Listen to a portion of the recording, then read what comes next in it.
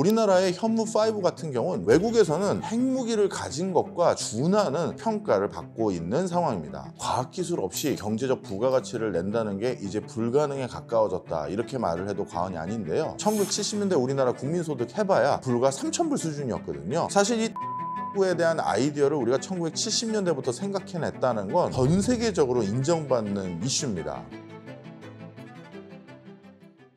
머니인사이드 구독자 여러분 안녕하십니까? 명지대학교 실물투자분석학과의 박정호 교수라고 합니다.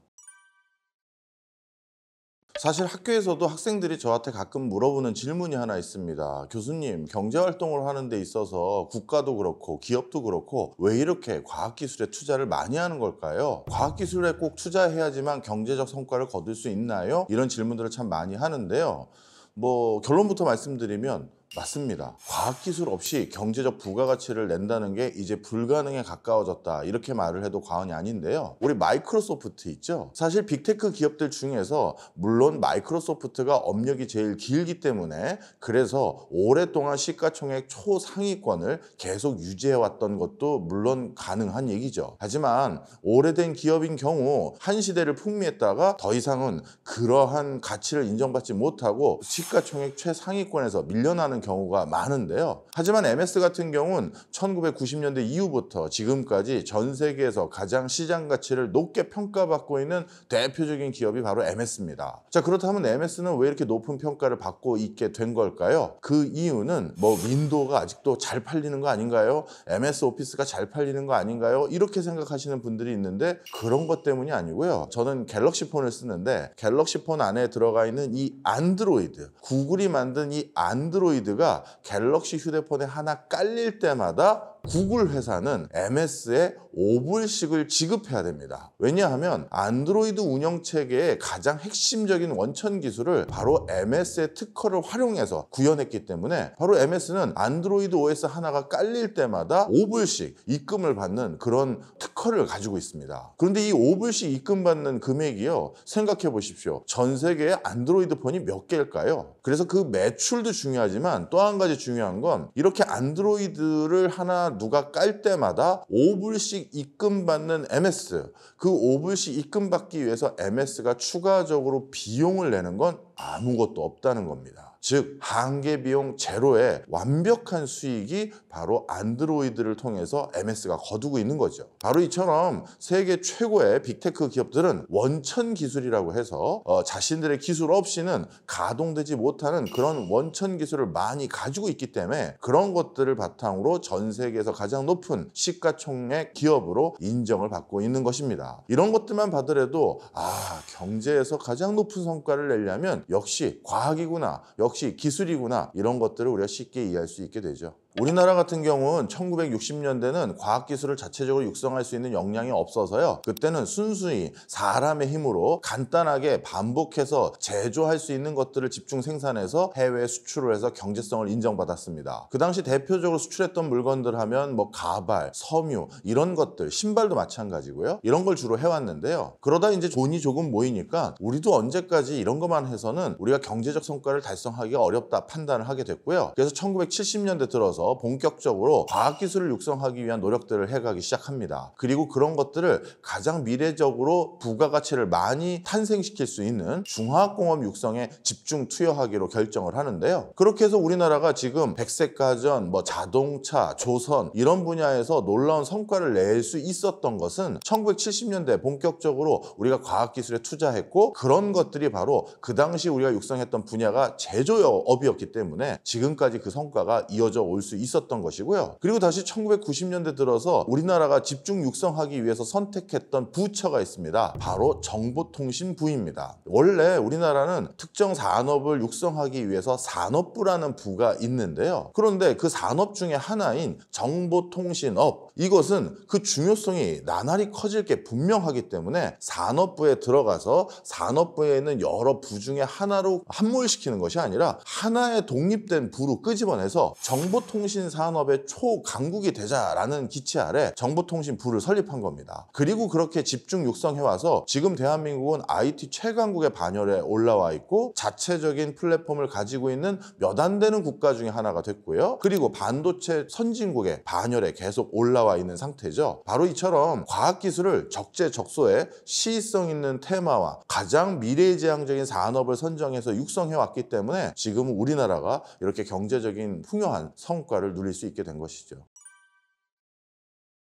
사실 우리나라 엔지니어들과 과학기술인들이 지금도 전 세계에서 아무도 달성하지 못했던 새로운 기술들을 하나하나 만들어가고 있는 분야들이 너무나도 많습니다. 그 중에서 몇 가지만 소개해 드리면요. 요즘 방위산업이 또 전 세계적인 이슈죠. 점점 더 전 세계적인 지정학적인 불확실성이 높아지기 시작하면서 자국의 안보를 지키기 위한 자체적인 자주국방력이 얼마나 중요한지가 점점 대두되고 있고요. 우리나라의 현무5 같은 경우는 이번에 국군의 날에서 공개돼서 아마 많은 분들이 이미 이미지를 본 걸로 알고 있는데요. 보신 바와 같이 좀 뭔가 묵직하게 생겼죠. 뚱뚱한 미사일 이렇게 생각하기 쉬우실 텐데요. 그 이유는 중량이 무려 8톤에 가까울 정도로 굉장히 무거운 미사일 발사체입니다. 그런데 이렇게 무거운 미사일 같은 경우는 당연히 추진 동력이 만만치 않은 역량을 가지지 못할 경우 발사되기가 어려운 상황인데요. 이 현무5는 굉장히 무거운 중량을 가지고 있음에도 불구하고 미사일로 발사할 수 있는 그 추진력을 인정받았다, 이렇게 보시면 되겠는데요. 이렇게 중량감 있는 미사일을 만들게 된 가장 근원적인 이유는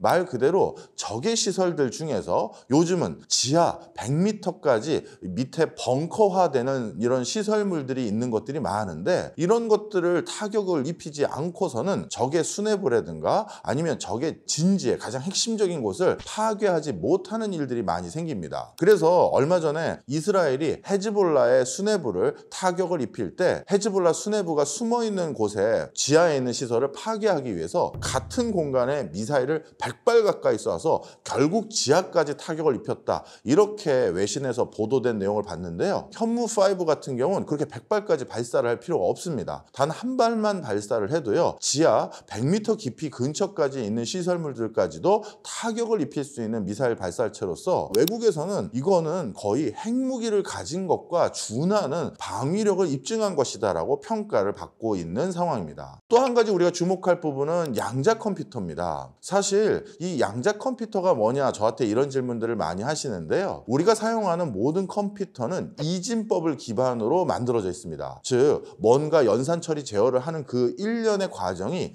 0과 1이라는 숫자로만 표현되는 그런 것들을 바탕으로 연산 처리 제어가 되다 보니까 한 가지 문제가 생기는 게, 우리가 사용하는 것도 10진법인데 컴퓨터는 2진법을 사용하다 보니까 속도가 원래는 더 느려질 수 있는 가능성이 높겠죠. 예를 들어서 뭐 8이라는 숫자를 얘기하려면 우린 그냥 8이라고 쓰면 되지만, 우리가 2진법으로 8을 쓰려면 뭐 000 뭐 1 이런 식으로 뭐 표시를 해야겠죠. 그런 식으로 0과 1로만 표현돼서 연산 처리를 제어하는 게 기존의 컴퓨터의 맥락입니다. 그런데 양자 컴퓨터는요, 0과 1이 아닌 범주의 것도 연산 처리를 할 수 있게끔 만드는 게 이 양자 컴퓨터의 기술의 핵심 원리인데요. 그러다 보니까 이 양자 컴퓨터가 우리가 연산할 수 있는 용량과 속도는 감히 상상을 불허한다 해도 과언이 아닙니다. 그래서 양자 컴퓨터 기술이 만약에 보편적으로 활용되기 시작한다면요, 우리 노트북만 한 양자 컴퓨터 하나만 가지고 웬만한 슈퍼컴퓨터가 연산하는 것보다 더 빠른 연산 결과를 낼 수가 있는 상황이 되는데요. 우리나라의 양자 컴퓨터 관련 엔지니어들이 이 양자 컴퓨터 기술 중에 일부를 가장 앞서서 세계 최초로 발표하기도 했습니다. 바로 이런 것들이 지금 우리나라 과학기술이 어느 정도 선까지 올라왔는지를 단적으로 볼 수 있는 예시고요. 전 세계적으로 지금 가장 각광받고 있는 분야 중에 하나가 친환경 에너지 분야입니다. 친환경 에너지 그러면 우리는 태양광이나 2차 전지나 풍력 이런 것들을 생각하시기 쉬운데요. 사실 에너지원 중에서 영구적이고 안전하고 친환경적으로 사용할 수 있는 가장 근원적인 에너지원은 사실은 태양입니다. 우리 모두가 지구가 이렇게 누릴 수 있는 여러 가지 에너지의 근원은 전부 태양이 있기 때문에 가능해지는 것인데요. 그래서 우리나라는 인공태양을 만들어서 이걸 통해서 에너지를 영구적으로 조달받을 수 있는 연구를 전 세계와 함께 같이 추진하고 있고요. 그 과정에서 인공태양 분야에서 한국이 가지고 있는 성과가 지금까지는 전 세계에서 가장 앞선 것으로 평가받고 있습니다. 그래서 이 어떻게 보면 1억 도 이상의 플라즈마를 형성해서 인공 태양을 만들고 그걸 안전하게 제어할 수 있다라는 그 기술은 모르겠습니다. 저 같은 경제학자 입장에서는 야, 도대체 이게 어떻게 맥락에서 이게 작동하는 건지 그 기본적인 이론이라든가 맥락도 이해할 수 없을 정도로 진짜 굉장히 하이테크 기술이라고 할 수 있는데요. 이런 분야에서 지금까지 인공태양이 가동된 시점, 시간, 기간으로 따졌을 땐 한국이 가장 앞선 것으로 전 세계가 인정하고 있는 상황입니다. 사실 연구가 이제 본격적으로 육성되기 위해서 또 갖춰야 될 토양 중에 하나가 바로 연구자들의 네트워크를 구성해 주는 게 무엇보다 중요합니다. 연구자들이 그냥 단순히 연구에 몰입하는 그 시간뿐만 아니라 9 to 6, 즉 근무 시간뿐만 아니라 일상을 살아가는 그 모든 공간과 모든 시간대에서 자연스럽게 연구와 관련된 업무를 보거나 연구와 관련된 다양한 아이디어가 샘솟게 만든다면 당연히 과학기술이 훨씬 더 참고를 할 수 있는 토양이 되겠죠. 그러다 보니까 국가에서는 여러 과학기술인들을 한 곳에 모아서 동료 또는 다른 분야 과학자들과 자연스럽게 과학적 또는 공학적 화두를 바탕으로 많은 담소를 나눌 수 있는 토대를 만들어주는 게 과학의 저변을 높일 수 있는 기회가 될 것이라고 판단했습니다. 이것 때문에 국책 과학기술 연구원들을 한 곳에 모으기로 결정하고요. 그리고 이렇게 국가에서 육성된 과학기술은 당연히 민간 기업에게 이전돼서 기업이 그걸 바탕으로 제품화하고 서비스화하는 게 무엇보다 중요하거든요. 그래서 국가기관만 한 곳에 모일 것이 아니라 우리나라를 대표하는 민간 과학기술 분야의 연구소들도 인근에 같이 존재하는 것을 선호했습니다. 바로 그런 취지 아래 만들어진 게 바로 과학기술 특구입니다. 대덕특구가 여기에 해당되는데요. 사실 이 대덕특구에 대한 아이디어를 우리가 1970년대부터 생각해냈다는 건 전 세계적으로 인정받는 이슈입니다. 제가 KDI에 재직하고 있었을 때 선진국들은 과학기술을 어떻게 육성하려고 인프라를 조성하고 있는지 그걸 배우기 위해서 프랑스, 독일, 미국 등 여러 국가들을 돌아다녀 본 적이 있습니다. 그런데 놀라운 일이 하나 있었습니다.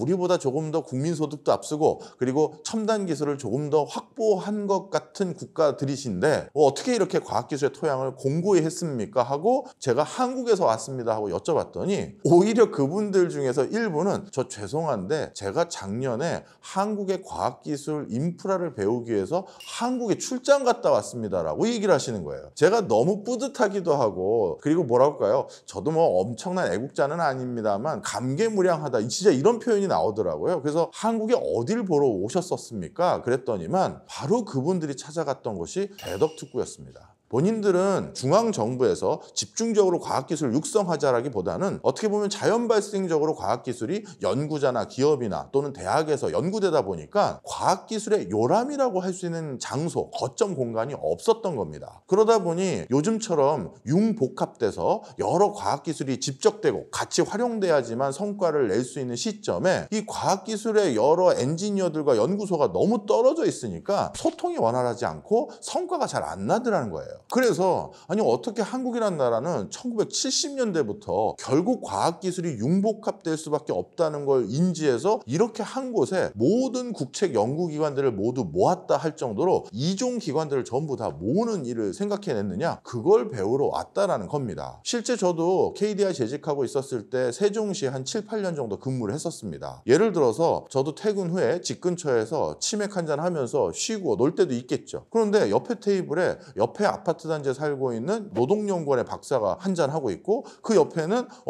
항공우주연구원의 박사님이 또 앉아 계신 거예요. 그러면 다 같이 우리 그냥 합석하시죠 하고 말 나누다 보면 어떻게 보면 콜라보가 이루어지는 아주 독특한 백분토론 같은 게 돼버리더라고요. 그래서 제가 그때 많은 연구자들에게 물어봤어요. 옆에 화학연구원도 있고 한의학연구원도 있고 우주항공연구원도 있고 원자력연구원도 있고 이런 게 다 모여져 있으니 좋은 점이 많으신가요? 그랬더니 그분이 하시는 말씀이 특히 우리의 우주항공은 이 미사일 발사체라는 건 소재부터 전기 장비부터 소프트웨어부터 모든 것들이 옆에 있는 여타 기타 연구소들의 지원 없이는 불가능한 것이기 때문에 상시 소통할 수 있는 이 체계가 정말 좋다라는 말씀을 두고두고 하시더라고요. 바로 이게 우리나라가 가진 강점이 아닌가, 그리고 특구가 가진 강점이 아닌가 생각이 듭니다. 실리콘밸리 같은 경우는 대신 국가가 주도한 것은 아니고요. 옆에 있는 스탠포드를 비롯해서 버클리라는 세계 유수의 대학이 있죠. 그 대학에서 학위 과정을 하고 있는 엔지니어들이라든가 아니면 학내 창업을 하고 싶은 교수들이 근처 실리콘밸리라는 그 당시에는 땅값 싸고 사람들 그렇게 많이 안 사는 샌프란시스코 시내에서 좀 떨어져 있는 곳에 값싼 오피스들을 짓거나 구해서 거기서 창업을 한 게 그 효시가 됐습니다. 그러다 보니까 실리콘밸리가 지금의 그런 성과를 내기 위해서는 여러 시행착오들과 시간도 더 오래 걸렸겠죠. 하지만 우리는 그렇게 오랜 시간을 허비할 수 있는 상황은 아니었죠. 1970년대 우리나라 국민소득 해봐야 불과 3,000불 수준이었거든요. 그러다 보니 국가가 가이드를 준 겁니다. 바로 이곳이 과학기술인들이 모이는 곳입니다 라고 그걸 국가가 지정을 해줬기 때문에 많은 사람들이 또는 많은 연구소가 또는 많은 기업들이 저기로 가면 되는 거구나 이런 방향을 줬기 때문에 지금의 직접 효과가 나온 것이죠. 과학기술 특구하면 다들 대덕 특구만 생각하시기 쉬운데요. 사실 우리나라에는 광역화된 특구가 한 5개 정도 있습니다. 이렇게 5개 정도 특구가 만들어진 이유가 있는데요. 대덕 특구 처음 만들 때는 우리나라의 경제 규모가 여러 개의 특구를 동시다발적으로 육성할 수 있는 수준의 경제 규모는 아니었습니다. 하지만 이제 80년대 넘어서면서 한국도 이제 투자를 할 수 있는 여력이 조금씩 생기기 시작했고요. 그 과정에서 우리가 좀 더 특화된 분야에서 다른 형태의 특구를 육성하는 것도 필요하다는 인식도 함께 높아지기 시작했습니다. 거기다 하나가 더 있는데요. 대덕 특구가 만들어지다 보니까 대전과 수도권 지역은 과학기술의 터전이 굉장히 높은 수준까지 올라갔는데 여타 지역들이라고 할 수 있는 광주라든가 대구라든가 이런 지역들도 이제 과학기술의 기본적인 토양을 높여줄 수 있는 시점이 됐다라고 판단한 것입니다. 그래서 좀 더 광역화된 특구를 추가적으로 개설해서 그 특구마다 나름대로의 지향점을 달리 구분해서 각각의 특정 산업을 육성하는 데 필요한 과학기술을 육성하기로 결정한 뒤에 만들어진 게 광역화된 5개의 특구라고 할 수가 있습니다. 광주 같은 경우는 미래형 자동차를 만들어 가는 데 필요한 기술을 확보하기 위한 특구로 자리매김되어 있고요. 최근에는 한전도 또 나주 지역으로 이전이 됐죠. 그러다 보니까 우리나라를 대표하는 에너지 기업이 광주와 나주의 터전을 잡고 있기 때문에 스마트 그리드라고 불리우는 스마트 에너지 산업도 광주 특구에서 집중 육성하기 위해서 특화되어 있는 분야입니다. 대구 같은 경우는 의료, 헬스케어, 그 다음에 첨단 ICT 융합 부분을 특화해서 특구가 운영되고 있는 상황이고요. 부산은 우리나라를 대표하는 항만 인프라를 가지고 있는 곳이기 때문에 해양 자원과 해양 플랜트, 그리고 원래 조선시대부터 우리나라에서 대표적인 농업 생산 기지 역할을 한 곳은 전북이나 전남 지역이라고 할 수 있겠죠. 그래서 전북 지역 같은 경우는 스마트팜이라고 부르는 단어가 더 적합할 것 같은데요. 농업을 최첨단 기술과 융복합해서 농업의 첨단화를 달성할 수 있는 그런 특화 기술을 육성하는 게 바로 전북이 맡고 있는 대표적인 특화 분야다, 이렇게 말씀드릴 수 있을 것 같습니다. 그래서 이런 5개의 연구개발 특구가 열리면서 이제 이 연구개발 특구는 광역화라고 해서 전북에 있는 그 특구를 중심으로 전북 전체의 광역화된 과학기술 토양을 좀 더 배양하는 그런 목표를 가지고 있는 게 이 광역 특구의 특성이다라고 보실 수가 있습니다. 그러다 보니까 또 한 가지 우리가 아쉬운 점도 있었고요. 이렇게 특구들이 만들어낸 과학기술 덕분에 한국의 부가가치가 더 높아지면서 또 다른 특구를 구성할 수 있는 자금 여력까지 확보돼서 이 두 가지가 맞물리면서 만들어진 개념이 강소특구라는 것입니다. 이 강소특구는 2019년부터 어떻게 보면 국가에서 전략적으로 지정한 사업이라고 할 수가 있는데요. 이 강소특구는 특정 대학이나 연구소 또는 공기업 같이 어떤 지역의 핵심 역할을 하는 어떤 기관을 중심으로 그 지역에서만 담당할 수 있는 아주 특화된 이슈 또는 특화된 산업을 고도로 육성하기 위해 만들어진 특구가 바로 강소특구입니다. 이걸 좀 더 쉽게 이해를 시켜드리기 위해서는 대표적인 사례 하나를 가지고 말씀드리면 이해가 쉬울 것 같은데요. 경남 김해의 강소특구가 만들어진 가장 근원적인 이유는 핵심 거점 기관으로 인제대학교가 있었기 때문입니다. 인제대학교는요, 우리나라를 대표하는 병원 중에 하나인 백병원을 가지고 있는 대학입니다. 그러다 보니까 의료기술 분야에서도 많은 노하우와 의료 인력을 보유하고 있고 또 의료진을 육성하는 대표적인 거점 대학이라고 할 수 있는데요. 그러다 보니 보니 우리나라에서 아직까지 첨단 산업단지로 발달하지 못했다라고 분류할 수 있는 기매지역, 이 기매지역에도 뭔가 그 지역의 국민소득도 올리고 그 지역 경제 활성화까지 도모할 수 있는 거점 산업을 만들어주면 좋은데, 마침 거기에 우리나라를 대표하는 대학병원을 가지고 있는 대학이 있잖아요. 그래서 이쪽에 백병원을 가지고 있는 인제대학교를 기반으로 해서 첨단 의료 특구를 만들면 여기는 첨단 의료를 바탕으로 한 기업들이 생태계를 조성할 수 있지 않겠느냐, 이렇게 생각한 것입니다. 경기도 지역에서는 또 우리나라 명문대학인 한양대 에리카 캠퍼스가 있죠. 그러다 보니까 에리카 캠퍼스를 중심으로 해서 안산 지역에 강소 특구가 자리매김하고 있고요. 또 경북 지역에선 포항에 바로 포스텍이라고 불리는 포항공대가 있습니다. 그러니 당연히 포항공대 역시도 포스코라는 엄청난 철강 소재 기업과 그리고 포스텍이라는 우리나라의 명문 대학이 맞물려서 포항 지역에서도 강소특구 역할을 할 만한 충분한 토양이 있다라고 해서 강소특구로 지정이 된 것입니다. 그리고 앞서도 한번 소개시켜 드렸는데요. 광주 바로 옆에 있는 나주 지역 역시도 한전이라는 글로벌 에너지 탑티어에 해당되는 기업이 존재하죠. 그러니 이 지역도 에너지 특구로 육성하기가 좋기 때문에 나주도 강소특구로 지정이 되어 있는 상황입니다. 그러다 보니까 한정된 지역에서 굉장히 밀집도 있게, 대신 과제는 분명하게 스코프를 좁혀준다면 이쪽 지역이 어떤 특정 분야에서 메카 역할을 충분히 할 수 있게끔 유도한 것이 강소특구라고 할 수 있죠. 연구개발 특구에서 여러분들이 들어보셨던 아마 연구소들 다 여기에 있다라고 해도 과언이 아닌데요. 우리나라 국사책을 만약에 100년 뒤에 누가 집필한다고 했었을 때 작년과 재작년 요 근래 우리나라의 과학기술의 가장 큰 성과로 잡아야 될 게 나로 누리호의 발사이거든요. 이 나로 누리호를 진두지휘했던 연구소인 우주항공연구원도 바로 대덕연구단지에 놓여져 있습니다. 그리고 우리나라는 전 세계 5손가락 안에 들어가는 원자력 강국입니다. 그 원자력의 원천 기술을 계속해서 연구하고 있고 초소형 원자로까지 직접 연구하고 직접 가지고 있으면서 계속 실험을 할 수 있는 환경을 가지고 있는 원자력 연구원도 바로 대덕 연구단지에 있죠. 그리고 한국을 대표하는 과학기술 대학인 카이스트 역시 대덕 특구에 위치하고 있습니다. 광주 역시도 중요한 거점 기관들이 많은데요. 한국과학기술원, 광주과학기술원, G-이스트라고 하죠. 그 다음에 전남대학교 등이 바로 광주 특구에 자리매김하고 있고요. 대구 역시도 대구 경북과학기술원, 한국섬유기계융합연구원, 그 다음에 부산 같은 경우 한국해양과학기술원, 한국조선해양기자재연구원 등이 부산에 위치하고 있는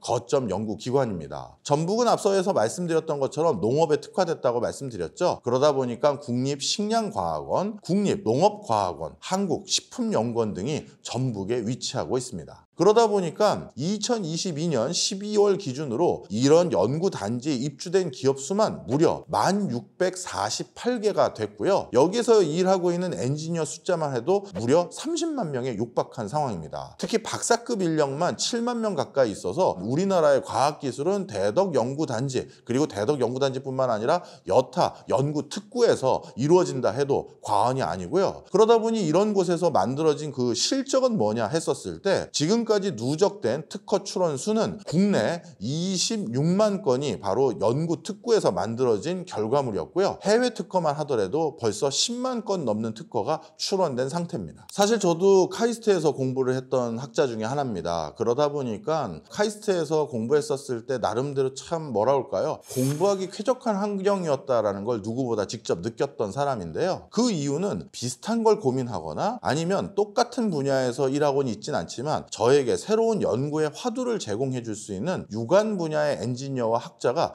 주변에 너무 많다는 게 축복 같은 환경이었습니다. 그러다 보니까 모르는 게 있었을 때 물어볼 수 있는 사람도 주변에 너무 많았고요. 그리고 제 분야에선 답을 찾지 못한 어떤 난제 같은 경우 다른 분야의 아이디어나 방법론을 통해서 해결할 수 있는 실마리를 얻기도 했었습니다. 바로 그러다 보니 이렇게 연구자들이 또 연구소들이 차로 10분, 20분 안에 만나서 바로 회의하고 헤어질 수 있는 이런 구조가 마련되어 있다는 것은 정말 과학기술이 폭발력 있게 육성되고 발달할 수 있는 토양이 된다는 걸 전 직접 느낀 바가 있고요. 그리고 또 한 가지 요즘은 중요한 효과성이 더 있는 것 같습니다. 우선 좋은 기관들과 좋은 연구원들이 한 곳에 모여 있으니 엄청난 시너지 효과가 나는 것은 앞서 말씀드렸고요. 또 하나, 규제 샌드박스라는 시스템이 있습니다. 특구 내에 위치한 기업들이 신기술을 활용한 제품이나 서비스를 만드는 경우 일정 조건 하에 현행 규제를 면제 또는 유예시켜주고 시장 출시와 검증이 일어날 수 있는 특례를 부여하는 제도입니다. 쉽게 말해 아이들이 모래에서 자유롭게 뛰어놀듯이 신기술을 한번 써서 만들어 봐라, 이런 기회를 제공해주는 개념이라고 보면 되겠죠.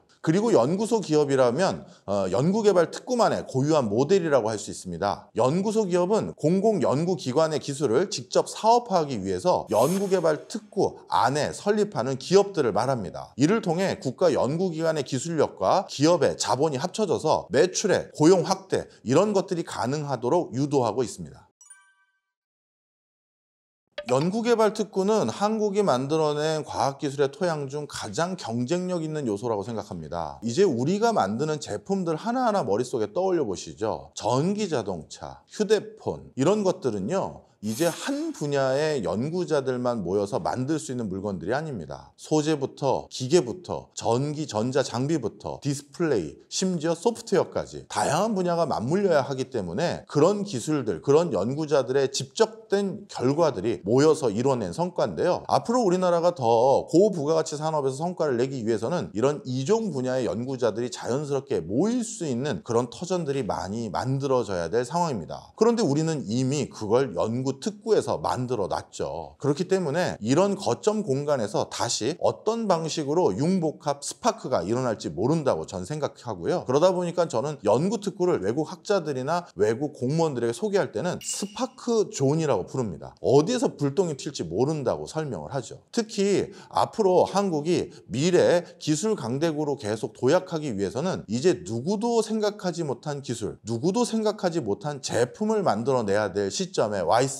이미 그리고 지금 그 상황에 와 있는 상황이고요. 그러다 보면 당연히 예전보다 더 좌충우돌하고 시행착오도 많이 일어날 수밖에 없는데, 그런 시행착오를 최대한 줄이고 효과성 있게 성과를 내려면 물리적으로 비슷한 공간에 모여서 물리적인 시간도 줄이고 일상 속에서 자연스럽게 많은 담론들이 과학기술 속에 일어날 수 있도록 유도해야 되는데, 그렇다 보니 우리가 앞으로 연구개발 특구들이 더 많이 만들어지고 기존 연구개발 특구들을 지원해야 될 이유도 여기에 있다, 저는 그렇게 생각합니다.